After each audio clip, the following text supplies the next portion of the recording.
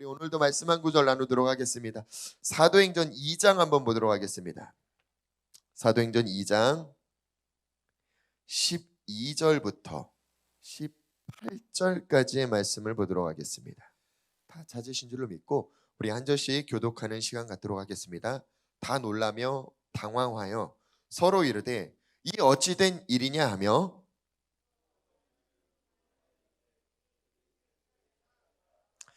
베드로가 11사도와 함께 서서 소리를 높여 이르되 유대인들과 예루살렘에 사는 모든 사람들아 이 일을 너희로 알게 할 것이니 내 말에 귀를 기울이라.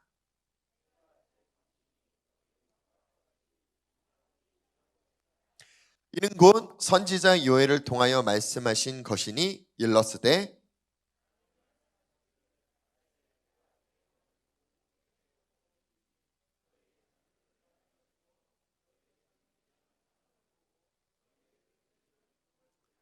우리 다 같이 합독하겠습니다. 시작. 그때 내가 내 영을 내 남종과 여종들에게 부어주리니 그들이 예언할 것이요. 아멘. 할렐루야. 할렐루야. 다시 한번 여쭙겠습니다. 변화를 사모하신 분만 큰 목소리로 아멘 합시다. 변화를 원하신 분만 큰 목소리로 아멘 합시다. 참 아이러니한 건 우린 변화를 원하는데 변화를 싫어해요.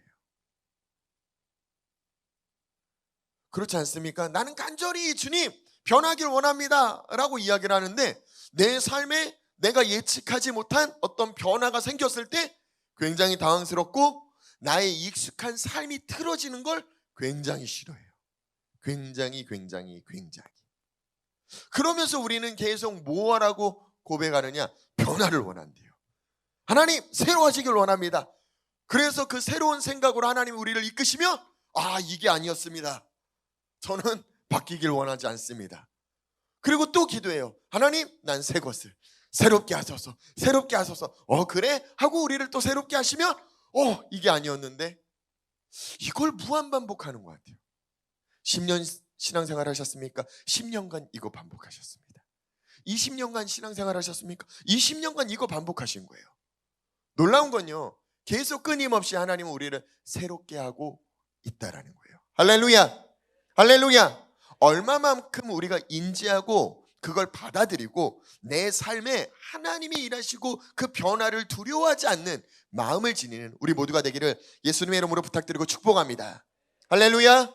오늘 본문 보니까요 제자들도 그들의 삶에 어떤 변화가 일어나기 시작했어요. 이해하지 못하는 어떤 현상들이 나타나기 시작했다고요. 분명히 이들은 예수님의 말씀대로 예루살렘에 머물렀을 뿐이고 예수님의 명령대로 아버지의 약속을 기다리기 위해서 뭐 할까? 눈치 싸움하다가 결국 뭐 했습니까? 기도를 선택했대요. 힘써서 기도하기 시작했대요. 금요일에도 말씀드렸을 거예요. 저희 교회에 8시에 예배팀이 예배를 다 준비하고 이제 예배 딱 들어가기 직전에 어떤 일이 벌어졌습니까? 이 건물 전체가 딱 전기가 나가버렸어요. 전기가 나가갖고 이 건물만인가 봤더니요 저기 교보문고도 나가고 이 근처 몇 군데가 계속 전기가 나가기 시작하더라고요. 한전에서 나와갖고 도대체 이 문제가 뭔가 찾아봤는데 제가 예배가 끝나고 난 다음에 확인한 결과는 무엇이냐? 문제를 못 찾았다는 거예요. 문제를 못 찾았다면 우리는 이 사건을 통해서 계속 하나님이 우리에게 어떤 메시지를 주고 있는지를 믿음으로 취하시기를 예수님의 이름으로 축복합니다. 할렐루야. 할렐루야. 우리의 삶에 하나님의 뜻이 아니곤 어떤 일도 벌어지지 않아요. 그럼 어떤 일이 펼쳐졌다면 그 어떤 일 가운데 하나님의 뜻은 무엇이냐라고 우린 물으셔야 돼요. 우리는 전기가 나갔을 때 갑자기 이걸 어떻게 해야 되나? 전기를 어디서 수리를 해야 되나? 수리하면 언제 예배는 드릴 수 있나? 여러 가지 웅성웅성 근데 한 분, 두 분 아무 말 안 하고 기도하기 시작하더라고요. 그 기도 소리가 울려 퍼지기 시작하니까요 떠들던 사람들이 눈치를 보고 다시 들어오기 시작하고 그러면서 다시 기도하기 시작하고 이 사람 저 사람 이 문제를 해결하려고 마음을 지녔던 사람들조차도 다 들어와서 기도하기 시작해요. 이 시즌 하나님이 우리에게 원하시는 그 합당한 마음이지 않을까 싶습니다. 제자들은 하나님의 뜻대로, 예수님의 명령대로 그 약속을 기다리는 방법을 무엇으로 선택했다고요? 귀따갑게 계속 얘기하고 있죠. 기도를요. 어떻게 해요? 힘써서 했다고요. 더불어서 마음을 같이 해서 힘써서 이 기도하기에 전념을 다했는데, 그냥 그들은 단지 기도했을 뿐인데 이해할 수 없는 일들이 펼쳐지기 시작해요. 그들의 입술 가운데 이해할 수 없는 언어가 물리기 시작하고, 그 이해할 수 없는 상황 가운데 수많은 사람들이 당황하기 시작해요. 자, 보세요. 수많은 사람들만 당황했을까요? 자, 처음 방언 은사 받았을 때 어떠셨습니까? 의심되지 않았어요? 이게 뭐지? 뭔가 내가 연습해서 하는 건가? 내 혀가 갑자기 왜 이런가? 내가 이해할 수 없는 어떤 상황들이 내 삶에 펼쳐졌잖아요. 근데 나도 이걸 어떻게 해석할 수가 없는데 사람들이 저보고 이상하대요. 우리 보고 이상하대요. 그러면 그 이상하다라는 거에 어떻게 해석할 거냐는 거예요. 수많은 사람들도 이들이 술 취했다라고 표현하는데 제일 당황했을 건 제 생각엔 제자들이라고 생각해요. 분명히 단지 기도했을 뿐인데 왜 이런 일들이 펼쳐졌을까? 예, 그 중에 한 명인 베드로에게 하나님의 지혜와 계시가 임하기 시작하더라고요. 그가 일어서서 외치기 시작하더라고요. 설명하기 시작하더라고요. 14절 보니까요, 베드로가 11 사도와 함께 서서 이제 목소리를 높이기 시작해요. 유대인들과 예루살렘에 사는 모든 사람들아, 이 일을 너희로 알게 할 것이니 설명해 줄게. 이게 무엇인지 내 말에 귀를 기울이라. 그리고 15절에 뭐라고 써 있습니까? 때가 제 3시니. 자, 우리나라 시간과 지금 히브리 문화 안의 시간이 다르기 때문에 이해하기가 좀 어려울 수도 있어요. 이 시간은요, 오전 9시예요. 야, 오전 9시에 술 취했다라는 게 그게 말이 돼? 맞아요. 낮술을 드시는 분들도 있어요. 예외의 분들이. 근데 지금 베드로가 이렇게 이야기하는 까닭은요, 그들은요 절기 때마다 어디에 왔어요? 예루살렘 성전이에요. 그리고 절기 때마다 그들이 했던 문화가 있어요. 무엇이냐? 아침 10시까지 금식하는 거예요. 금식하는 문화가 그들 안에 있었는데, 분명히 오순절이기 때문에 그들이 그 전달부터 금식하고 아침 10시가 되기 전에 우리가 뭘 먹는 것도 아니고, 특히 술을 먹었다는 건 더 말이 안 돼. 지금 몇 시인지 알아? 9시야. 이 이야기예요. 그러니까 니들이 생각하는 우리가 술 취했다라는 건 말이 안 돼. 지금 이 설명을 하는 거라고요. 우리에게 펼쳐진 이 사건들은 우리도 이해할 수 없지만, 이 사건은 내가 느낄 때, 내가 생각할 때 하나님이 주신 사건이 구약 성경의 어떤 말씀이 성취된 것 같아. 그걸 선언하고 있다고요. 16절 볼게요. 이는 곧 선지자 요엘을 통해 말씀하신 것이니. 무려 800년 전이에요. 800년 전이면 몇 대예요? 8대면 될까요? 나는 100살까지 살 수 있다. 그럼 조금 더 9대면 될까요? 10대면 될까요? 그러면 우리 성도들에게 물어볼게요.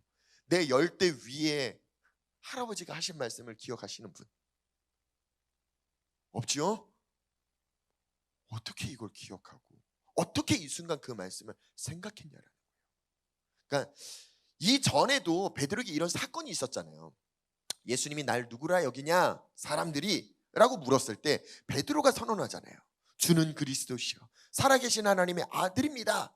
이 고백을 예수님이 어떻게 해석했어요? 바요나 시몬아 네가 복이 있도다. 이를 내게 알게 하니는 네가 그냥 아는 게 아니라는 거예요. 베드로가 깨달은 게 그냥 아니라는 거예요. 하늘에 계신 내 아버지께서 너에게 주신 지혜라는 거예요. 할렐루야. 할렐루야. 이전에도 베드로가 그 경험이 있었고 지금도 그 경험이 있는 거예요. 어떤 경험? 하나님의 지혜와 계시로 말미암아 지금 이 사건이 어떻게 하나님이 일하신지를 확증되게 지금 선언하고 있다고. 800년 전에 요엘이 예언했다. 그 예언이야. 그 예언의 성취야. 보세요. 우리의 삶에 변화를 원하는데 변화가 일어날 때마다 우리는 굉장히 힘들어요. 근데 하나님의 변화는 법칙이 있더라고요. 어떤 법칙이냐? 꼭 문제 뒤에 하나님의 어떤 일들이 일어나요. 이걸 이해하지 못하면요, 난 변화를 원했는데 문제가 다가올 때 굉장히 당황해요. 아니요. 문제가 다가온다라는 건요, 이게 나한테 새롭게 다가온 문제가 아니에요. 내 안에 잠재되어 있었던 문제지. 그게 드러났을 뿐이에요. 미가서 말씀 한 군데만 찾아봅시다. 미가서 2장 보겠습니다. 미가서 1장 2절부터 제가 읽어드릴게요.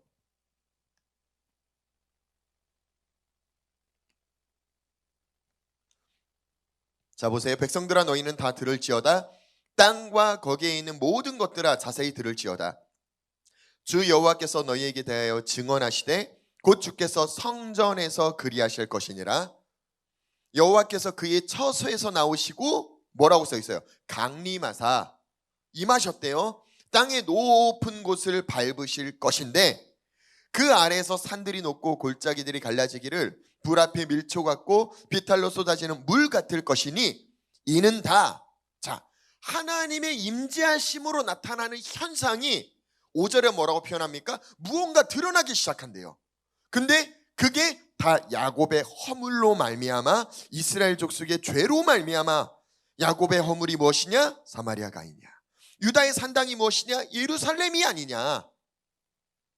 하나님의 임재로 인해 나타난 현상이 무엇이냐? 그냥 단순히 우리가 생각한 은혜와 축복만이 아니라 먼저 드러나는 건 문제가 드러나더라고요. 사건이 드러나더라고요. 그리고 그것들이 드러나는 까닭은요, 그 뒤에 계속 읽어볼게요. 6절 볼게요. 이러므로 내가 사마리아를 들의 무더기 같게 하고, 하나님의 심판 같아요. 근데 그 뒤에 말씀 구절을 잘 보시고 밑줄 그어주세요. 포도심을 동산 같게 하며 또 돌들을 골짜기에 쏟아내리고 그 기초를 드러내시겠대요. 잘 보세요. 어딜 집중해서 봐야 되느냐? 포도심을 동산 같게. 자, 포도심은이 아니에요. 심을이에요. 포도를 심을 수 있는 밭이 되게끔 하나님이 새롭게 다시 일궈내신다라는 거예요. 이전에 잡다한 것들로 가득했던 것들이 하나님의 임재로 인해 그것들을 다시 밭을 일궈서 다시 여기서 내가 포도나무 열매를 거둘 거야. 하나님의 계획이라고요. 그러니까 우리의 삶에 하나님의 임재는요, 오순절 성령 강림은요, 그냥 단순한 사건이 아니라 이 사건을 통해 하나님과 반대된 모든 것들이 이제 드러나기 시작할 거고, 다시 하나님의 뜻에 정렬되는 은혜의 시간들이 펼쳐질 거라는 거예요. 무엇에 집중하시겠습니까? 문제가 드러나는 거요? 아니요, 문제가 드러난다라는 건 결국 나를 하나님이 창조한 원래의 모습으로 회복시키기를 원하시는 거예요. 이걸 이해하지 못한다면 계속 나는 숨기기를 원해요. 하나님이 원하시는 건요, 심판이 아니에요. 그러기 때문에 계속 너 이러면 하나님이 한 대 치신다, 이렇게 자꾸 사람을 무섭게 협박하시는 게 아니라 그 시간을 통해 하나님은 널 회복시키기를 원해. 널 살리기 원해. 널 일으키기를 원해. 하나님 뜻에 정렬시키기를 원해. 우리가 이 관점을 지니기를 예수님의 이름으로 부탁드리고 축복합니다. 할렐루야.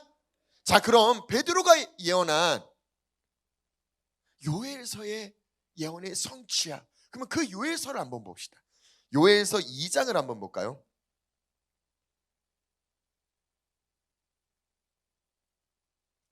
요엘서 2장 2절 3절을 제가 읽어드릴게요. 곧 어둡고 캄캄한 날이요 짙은 구름이 덮인 날이라. 새벽빛이 산 꼭대기에 덮인 것과 같으니. 자, 미가서의 어떤 말씀과 지금 계속 똑같은 어떤 뉘앙스가 나오죠. 이는 많고 강한 백성이 이르렀습니다. 이와 같은 것이 옛날에도 없었고 이후에도 대대에 없으리로다.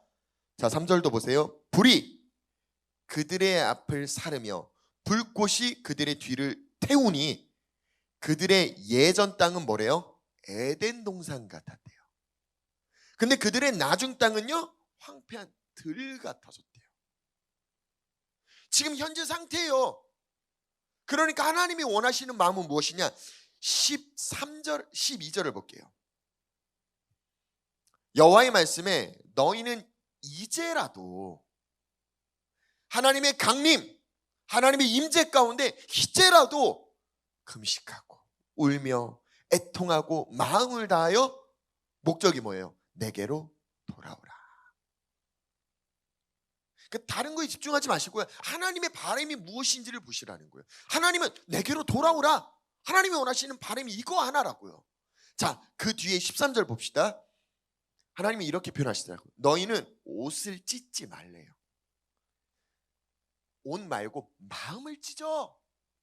이게 무슨 뜻일까요? 우리는요, 옷을 찢는다라는 건 단순히 내게 보여지는 어떤 문제 해결이 최우선이에요. 아니, 이 문제가 아니라 모든 건 본질이 너의 마음이 내게서 멀어졌기 때문이야. 그 마음을 다시 돌이켜. 그거 하나예요. 밖에 보여지는 현상과 상황들에게 집중하는 게 아니라 네 마음을 돌이켜. 네 생각을 돌이켜. 침례 요한이 와서 선포한 메시지가 무엇입니까? 동일합니다. 예수님이 이 땅에 오셔서 선포하신 메시지가 무엇입니까? 동일해요. 마음을 돌이키라는 거예요. 조금 더 볼게요. 마음을 돌이키래요. 마음을 찢고 너희 하나님 여호와께로 돌아올지어다. 그는 은혜로우시며 자비로우시며 노하기를 더디하시며 인애가 크시사 뜻을 돌이켜 뭐래요? 재앙을 내리지 아니하시나니. 그러니까 하나님은 심판하기를 좋아하시는 분이 아니라는 거예요. 어떻게든 심판하지 않기를 원하셔서 마음을 돌이켰으면 좋겠는 거예요. 그냥 얘가 문제 벌어졌으니까 하나님을 찾는 정도, 그 문제 해결하면 다시 하나님을 떠나는 그 상황이 아니라 넌 이 사건을 통해 마음을 돌이켜. 이 문제를 통해 마음을 돌이켜. 무엇을 바라봐야지 무엇을 놓쳤는지를 계속 하나님이 이야기를 하고 있는 거라고요. 자, 14절 볼게요. 주께서 혹시 마음과 뜻을 돌이키시고. 야, 용서해 주는 것만으로도 감사한데 하나님 뭐예요? 복 주기를 원하시는 분이더라고요. 심판하기를 원하시는 분이 아니라 제발 마음을 돌이켜. 그러면 하나님이 내가 너에게 주고자 하는 이 복을 줄 수 있잖아. 지금 그 얘기를 하는 거예요. 하나님이 마음을 돌이켜서 복을 내리사 너희 하나님 여호와께 소제와 전제를 드리게 하지 아니하실지 누가 알겠느냐. 지금 이 요엘 시대는요, 그 시대의 특징을 아셔야 돼요. 수많은 선지서들은요, 공통점이 무엇이냐? 왕이 기록되어 있어요. 왕이 등극할 때 아니면 왕이 죽었을 때 하나님이 그 선지자에게 기름 붓는 장면들이 나와요. 요엘서에는 왕이 등장하지 않아요. 그러니까 왕이 없었든지 아니면 왕이 힘을 잃었든지 둘 중에 하나예요. 17절을 보시면요, 제사장들이 제단은 있는데 하나님 앞에 제사를 드리지 못하는 시대였어요. 그 가운데 하나님이 계속 뭘 요구하십니까? 이들은요, 자기네들이 거둘 수 있는 어떤 곡식도 없는 상태예요. 가장 가난하고 어려운 상태라고요. 근데 그 상태에서 하나님이 너희들이 마음을 돌이키면 내가 너희에게 복을 내리사.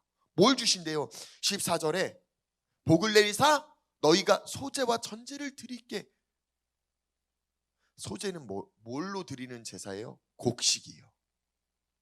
그럼 하나님의 은혜로 축복으로 이들이 곡식을 취할 수 있는 은혜가 주어진다는 거예요. 전제는 무엇입니까? 전제는요, 예전에 제가 그 설명을 드렸을 거예요. 우리 바베큐 파티 같은 거 할 때 삼겹살은 어디다 굽게 돼 있어요? 팬에 굽게 돼 있잖아요. 근데 그 삼겹살을 꼭 어디다 굽고 싶어요? 그릴이에요. 그럼 어떻게 돼요?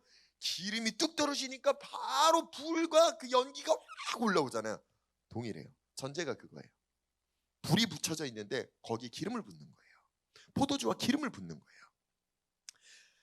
소제를 드리는 제사법을 하나님이 말씀하실 때 그 소제 가운데 기름을 같이 드린다라는 의미는 무엇이냐? 성령의 이끄심이고 성령으로 말미암은 기쁨을 뜻하는 뜻이에요. 그러니까 그 기쁨을 가지고 완전히 자기 자신을 내어줌으로 인해 사도 바울이 이렇게 표현하더라고. 내가 전제를 드림으로, 자기 자신을 드림으로 다른 사람을 살리겠다라는 거예요. 내가 죽어 없어져도 돼. 그걸로 인해 다른 사람들을 살릴 수 있어. 그 마음을 지니더라고요. 맞아요. 하나님이 주신 은혜로 기쁨으로 그 곡물 소재를 드릴 때, 그 기쁨으로 드렸을 때 전부를 드리는 거예요. 완전히 온전히 다 불태워서 드리는 거예요. 이게 하나님이 우리에게 원하시는 하나님과 우리와의 관계인 것 같아요. 하나님은 우리에게 복을 주시고 우리는 하나님 앞에 아낌없이 무엇인지 내어드리기를 원하는, 내 모든 걸 드립니다, 그 마음을 지니기를. 그럼 하나님은 어떤 마음을 지녀요? 나도 모든 걸 너에게 주겠다. 그럼 우리는요, 저희도 우리의 모든 걸 주님께 드립니다. 얼마나 아름다워요. 주고받고 주고받고 주고받고. 에베소서에 보니까 예수님이랑 하나님이랑 관계가 그렇더라고요. 하나님이 예수님의 이름을 높이셔서 모든 이들이 무릎을 꿇고 예수의 이름 앞에 절하게 하셨다면, 예수님은 그 모든 영광을 가지고 다시 아버지께 드려요. 그럼 아버지는 그 모든 영광을 가지고 또 누구에게? 예수에게 드려요. 예수님은 또 그 모든 영광을 가지고. 지겨워요. 심플하잖아요. 하나님이 뭘 원하시는지. 그 뒤에 요해서를 조금 더 볼게요.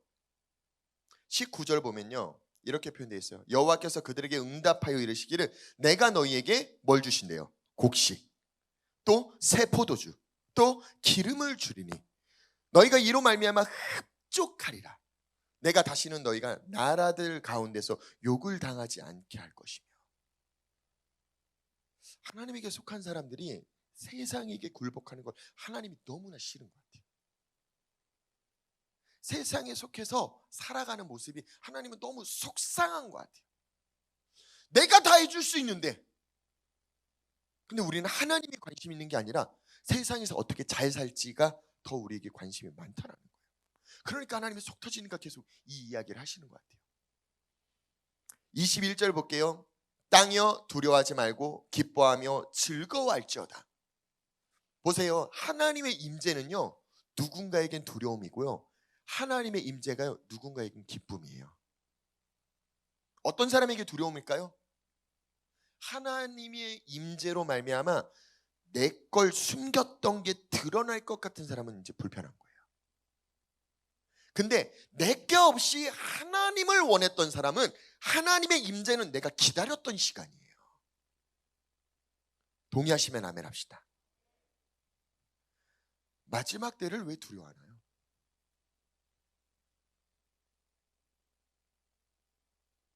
심플해요.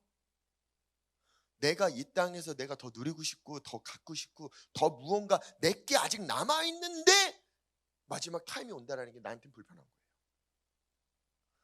근데 이 땅에서 나의 모든 걸 다 전제로 드리고 내가 원하는 건 주님입니다. 하나님 한 분이에요. 주님 만나는 게 나에게 최고의 기쁨입니다. 그러면 그 마지막 시간은 나에게 어떤 시간입니까? 기쁨의 시간이에요. 대환란의 시간? 아니요. 기쁨의 시간이에요. 그래서 하나님은 계속 우리의 관점을 바꾸신다고요. 두려워하지 말라고요. 기뻐하라고요. 할렐루야. 우리 옆 사람에게 축복합시다. 이제 두려워하지 말고 기뻐하는 자가 됩시다. 시작. 여호와께서 큰 일을 행하셨대요. 믿으시기를 예수님의 이름으로 축복합니다. 할렐루야. 22절도 보니까요, 들짐승들아 두려워하지 말지어다. 들의 풀이 싹이 나며 나무가 열매를 맺으며 무화과 나무와 포도나무가 다 힘을 내는도다. 하나님이 처음 창조하시고 보시기에 좋았더라. 그 상태 회복이 이루어지더라고요. 내 나라를 아직도 지니고 있는 사람은 하나님이 주는 회복이 불편하게 느껴져요. 나만 누리고 나만 지니고 싶은 축복일 수 있잖아요. 아니요. 하나님 뜻은요, 날 통해 다른 이들에게도 그 축복이 흘러가는 거예요. 그래서 같이 누렸으면 좋겠는 거예요. 같이 기뻤으면 좋겠는 거예요. 같이 하나님 앞에 나왔으면 좋겠는 거예요. 이걸 우리가 이야기를 예수님의 이름으로 축복합니다. 할렐루야. 시온의 자녀들아, 23절도 보시면요, 너희는 너희 하나님 여호와로 말미암아 기뻐하며 즐거워할지어다. 뭐라고 써 있어요? 그가 너희를 위하여 비를 내리신대요. 이른 비를 너희에게 적당하게 주시리니 이른 비와 늦은 비가 예전과 같을 것이라. 자, 3절에서 뭐라고 했어요? 예전에는 어떤 땅이었어요? 에덴 동산 같은 땅이요. 근데 이후에는요 황폐한 땅이 됐어요. 근데 하나님의 임재로, 하나님의 은혜로 이 마지막 시간대에 하나님이 원하신 건 뭐예요? 이른 비와 늦은 비를 줄 건데 예전과 같은 에덴 동산의 그 땅의 회복을 하나님이 계획하셨다. 그러니까 이 시즌 우리에게 그 회복이 주어졌다는 걸 믿으시기를 예수님의 이름으로 축복합니다. 할렐루야. 그 회복의 특징입니다. 24절부터 볼게요. 마당에는 밀이 가득하대요. 독에는 새 포도주와 기름이 넘친대요.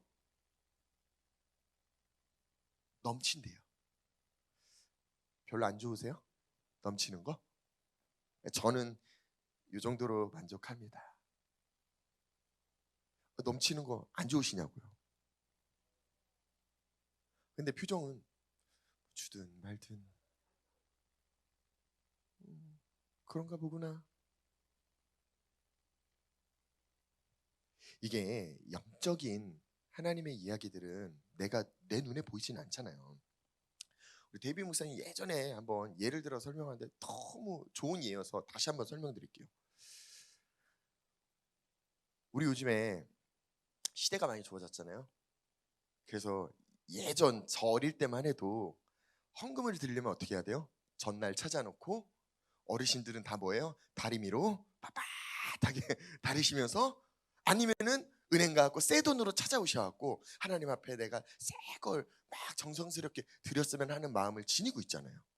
그죠? 지금은요? 헌금 시간에 핸드폰 딱 드시죠. 이게 잘못됐다라고 지금 뭐라고 드리는 게 아니라 핸드폰을 딱 들잖아요.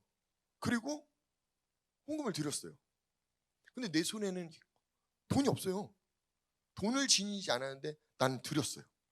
어떻게 드렸어요? 보이지 않는 영역에서 보이지 않는 영역으로 드렸어요. 헌금이 들어왔나요? 안 들어왔나요? 하나님 받으셨나요? 안 받으셨나요? 받으셨잖아요. 결국 드렸잖아요. 이게 제가 이상하게 듣지 말라고 말씀드리는 게, 저보다 연배가 조금 있으신 목사님들은 이런 문화를 별로 안 좋아하시더라고요. 근데 안 좋아하면 어떻게 할 거예요? 계속 문화는 발전하고 계속 새로운 일들이 펼쳐지는데 어떻게 드리든 내 마음을 드리는 게 전 더 중요하다고 생각을 해요. 그게 나쁘다는 얘기가 절대 아니에요. 하지만 그 안에서 영적인 원리로 내가 보냈다는 믿음이 있는 거잖아요. 그럴 땐 자식같이 믿으시네요. 확실히 내가 드렸다라고. 근데 하나님이 내게 나도 너에게 확실히 보냈어 라고 하는데 우리 통장이 안 찍혔으니까 우리가 확실히 안 오르시는지 모르겠지만 어쨌든 하나님은 보냈대요. 믿으시기를 예수님의 이름으로 축복합니다. 그럼 우리가 보이지 않는 영역에서 보냈다면 보이지 않는 영역에서 받는 믿음이 우리에게 동반돼야 되지 않겠습니까? 할렐루야. 할렐루야. 그 사고와 믿음을 지니기를 예수님의 이름으로 축복합니다. 25절에 보니까요 이렇게 표현해요. 내가 전에 너희에게 보낸 큰 군대 곧 메뚜기와 느치와 황충과 팥중이, 이 모든 것들은요 실제적으로 역사적으로 그 당시에 메뚜기가 공격했다라고 풀이하는 신학학자들도 있고요. 그러니까 논란은 굉장히 많아요. 또한 아수르 나라 자체가 그 투구 자체가 메뚜기 모양의 투구를 지녔기 때문에 멀리서 진격하는 모습이 마치 메뚜기 군대가 온 것처럼 보여졌다라고 해석하는 분들도 있어요. 이유가 어쨌든 하나님은 진짜 메뚜기를 보내셨든 아니면은 다른 나라가 침범하게 하나님이 허용하셨든 어찌됐든 이스라엘은 공격을 받았다라는 거예요. 그리고 그 공격을 받음으로 많은 걸 잃었어요. 많은 게 부셔졌어요. 그들의 시간을 빼앗긴 것 같아요. 하나님의 약속은 뭐예요? 하나님의 임재하심으로 말미암아 그 메뚜기가 먹은 횟수대로 그 시간대로 뭐 하시겠대요? 성경은 갚아주겠대요. 할렐루야. 할렐루야. 이 갚아준다라는 게 믿어지셔야 돼요. 전 이게 믿어지기 때문에 내 삶에 어떤 문제가 펼쳐질지언정 그게 좀 돌아간다라고 여겨지는, 내가 원하는 시간대로 이 문제가 해결되지 않는다 할지언정 확실한 믿음은 뭐냐? 이 여정 가운데 하나님이 일하신다라고 믿어요. 그렇기 때문에 그 여정 끝에 딱 섰을 때 내 힘으로 달려왔던 값어치보다 훨씬 더 하나님은 갚아주시겠다고 약속하셨기 때문에 나의 시선을 하나님에게 고정하기를 저는 원합니다. 우리 모두가 그 마음을 지니기를 예수님의 이름으로 부탁드리고 축복합니다. 할렐루야. 하나님은 끊임없이 약속해요. 다 갚아줄게. 그러니까 너희는 먹되 어떻게 먹으래요? 풍족히 먹고 너희에게 놀라운 일을 행하신 너희 하나님 여호와의 이름을 찬송하래요. 그러니까 하나님의 바람을 보세요. 먹어, 풍족히, 즐거워해, 함께 연합해. 그리고 너희가 나에게 나왔으면 좋겠어. 너희가 날 좀 봤으면 좋겠어. 바람이 한결같잖아요. 소원이 하나예요. 이분은 그 한결같은 소원을 우리는 매번 무시하는 거예요. 아니요, 이 시즌 우리의 시선이 다시 하나님에게 고정되는 귀한 은혜의 시간이 되시기를 예수님의 이름으로 부탁드리고 축복합니다. 할렐루야, 할렐루야. 그리고 27절, 28절, 29절을 보시면요, 그런즉 내가 이스라엘 가운데 있어 너희 하나님이 되고, 하나님의 바람이에요. 다른 이가 없는 줄을 너희가 알 것이라.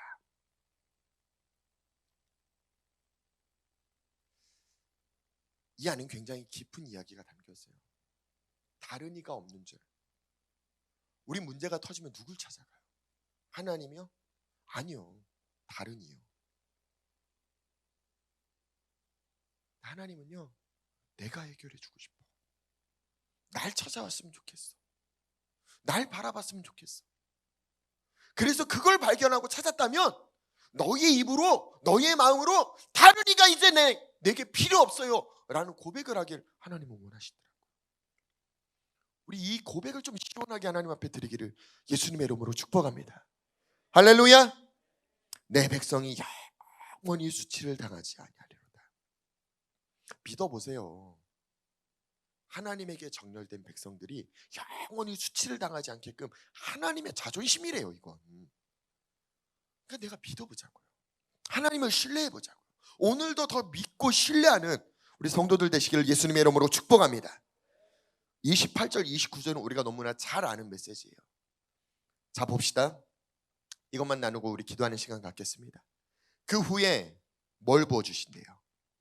내가 내 영을요. 우린 자꾸요, 자녀들은 예언하고 청년들은 환상을 보며 아비들은 꿈을 꾸는 거, 여기에 자꾸 집중해요. 그거 하고 싶으니까.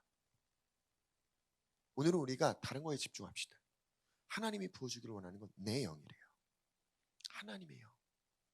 하나님의 영을 부어주리니 그 영이 부어짐으로 말미암아 나타나는 현상이 무엇입니까? 나타나는 열매가 무엇입니까? 자녀들이 장래일을 말하기 시작한대요. 늙은이는 꿈을 꾸기 시작한대요. 젊은이는 이상을 보기 시작한대요. 자, 이 세 가지를 잘 들여다보시면요, 장래일을 말한다는 건 뭐예요? 하나님께서 반드시 이루실 일들을 말한다는 거예요. 아까 제가 말씀드렸죠. 하나님은 메뚜기, 느치, 황충이 이들이 먹은 모든 횟수대로 다 어떻게 한다고요? 갚아주신다고요. 그러니까 우리는 조급할 마음이 필요가 있다 없다? 없다고요.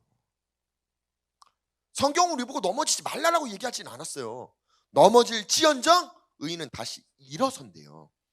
우리의 관심사는요, 이 사람 또 넘어졌네, 이 사람 또 다운이네가 아니라 이 사람 안에 일어설 마음이 있는지, 넘어진 걸 털고 일어나서 다시 뛸 마음이 있는지. 우리 계주 같은 거 보면요, 넘어져갖고 그대로 졌다라고 우는 어린아이들이 있는가 하면 일어서서 끝까지 뛰는 어린아이도 있잖아요.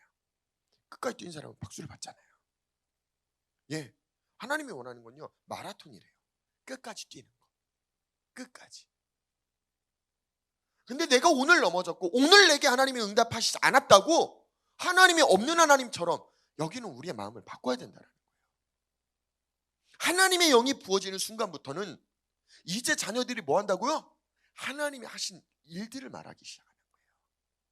하나님이 완성시키고 일을 시작하시는 분임을 깨닫고, 완성시키셨으니까 이 과정 가운데 이런 일이 있겠지. 우리 영화 볼 때도요, 중간에 막 긴장감 즐기시잖아요. 왜 즐겨요? 끝날 건 대충 어떻게 끝날지 알거든요. 근데 그렇게 알다가 내 예상을 벗어나는 영화를 만날 경우가 있어요. 무엇이냐? 악이 이기는 경우가요. 제가 어벤져스를 보고서 그렇게 기분이 좀 언짢더라고요. 왜냐면 다 이긴 것 같은데 마지막에 딱 이거 한 방으로 허무하게 모든 게 끝나는 기분이 딱 들었을 때, 이야, 이건. 근데 그 뒤에 다음 편이 있대요. 맞아요. 우리는 이 한 편으로 끝난 것처럼 여기는데 그 다음 편이 있다라는 거에, 아, 그 다음 편은 다시 이기겠지. 이기겠지라는 어떤 우리의 막연한 그 믿음이 있다고요. 맞아요. 하나님이 완성시키신 건 이기신 그 완성을 시키셨대요. 그리고 우리의 그 과정 가운데, 여정 가운데 넘어질 수도 있고 흥미진진한 시간이 나한테 너무 힘든 시간이죠. 어려운 시간이죠. 고통의 시간이에요. 근데 그 고통을 바라보지 말고 하나님을 바라보자라는 거예요. 하나님의 자녀라면 하나님의 자녀답게 하나님이 완성할 일들을 계속 선언하셔야 된다는 거예요. 선포하셔야 된다는 거예요. 언제 가능합니까? 하나님의 영이 부어졌을 때. 할렐루야, 할렐루야. 늙은이는 꿈을 꾼대요. 꿈을 꾼다는 건 무엇입니까? 아직도 소망을 놓지 않는 거예요. 하나님의 그 완성의 소망을 놓지 않는다고요. 자, 자녀들이 지금 장래일을 말하는 것과 늙은이가 꿈을 꾸는 것이 다릅니까? 같은 걸 보는 거예요. 하나님의 완성이에요. 그럼 청년들이 이상 환상을 보는 건요, 같은 걸 보는 거예요. 하나님이 하실 일을 보는 거예요. 이 세 그룹의 공통점은 무엇이냐? 하나님의 완성을 보는 거예요. 하나님의 승리를 보는 거예요. 하나님의 이끄심을 보는 거예요. 언제 가능합니까? 내 영이 부어졌을 때. 하나님의 영이 우리에게 부어졌을 때. 그때 내가 또 내 영을 남종과 여종에게 부어줄 것인데, 그들이 뭐 한다고요? 예언할 거래요.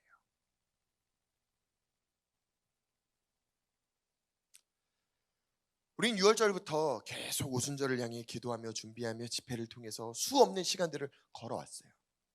그리고 마침내 지난주에 하나님의 그 은혜가 부어졌다라고, 이전과 다른 하나님의 은혜가 풀어졌다라고 선언하고 선포하고 믿음으로 취했습니다. 동의하시면 아멘 합시다. 할렐루야, 할렐루야. 그럼 우리에게 그 하나님의 영이 부어졌다라고 믿으시는 분만 큰 목소리로 아멘 합시다. 우리가 해야 될 게 무엇입니까? 이제 예언하셔야 돼요. 이 예언을 잘못 생각해서 집사님 내일, 이게 아니고요. 하나님의 말씀은 이제 선포하셔야 된다고요. 하나님의 말씀이 이제 우리에게 맡겨졌다고요. 우리를 통해 그 말씀이 풀어지길 원하신다고요. 그러니까 우리가 무엇을 봐야 할지, 무엇에 집중하셔야 될지 온전히 깨달아 아는 우리 모두가 되기를 예수님의 이름으로 축복합니다. 예, 기도합시다. 이 시간 기도하실 때 제자들은요, 그들의 삶에 이해할 수 없는 일들이 펼쳐졌을 때 그 가운데 하나님의 예언의 성취, 와, 하나님은 예언하시면 그걸 성취하시는구나, 완성시키시는구나, 우리가 이해할 수 없는데 지금 이 상황이 그 상황이구나 경험하게 됐고 맛보게 됐고, 이제 그들을 통해 그 하나님의 말씀이 풀어지기 시작합니다. 그 말씀이 풀어질 때마다 어떤 일들이 펼쳐집니까? 수많은 사람들이, 그들에게 성령이 부어지는 사건들이 일어나더라고요. 또한 그들을 통해 하나님이 이 땅 가운데 나타나는 사건들이 펼쳐지더라고요. 우리 이 시간 기도할 때, 하나님 이제 우리를 통해 나타내시옵소서. 이제 우리를 통해 말씀하시옵소서. 그 하나님이 맡기신 말씀들이 풀어질지어다.